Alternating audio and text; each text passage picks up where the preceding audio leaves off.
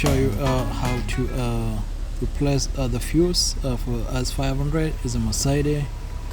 Is a W220. So guys, I'm trying to replace the instrument cluster fuse. The one which I had, guys, died, so I changed my instrument cluster, but still there was a problem.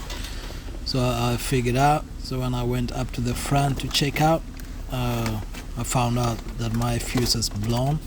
So guys, this is the instrument cluster which I'm trying to replace with an old one. The other one wasn't showing light at all. Even at night there was no light on it. It was just dark.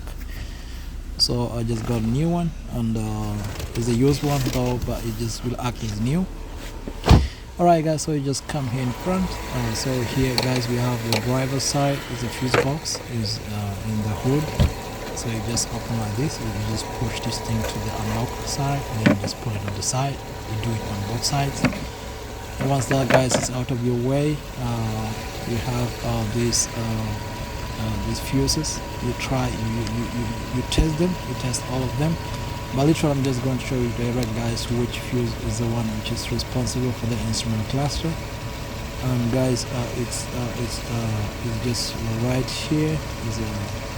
Is a 5 amperes.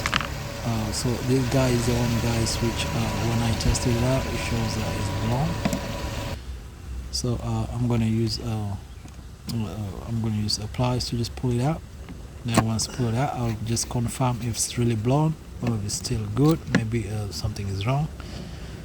So if you pay close attention, guys, right here, yeah, it's already blown. So we have our culprit right here. It's blown already. So we have to look for another 5 amperes, and then we have to replace it with this one, and then we'll be good to go.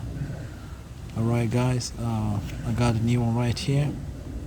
So what you're going to do, you're going to just replace it, put it in there, and then, guys, we're gonna we'll try to crank the car and then see the results.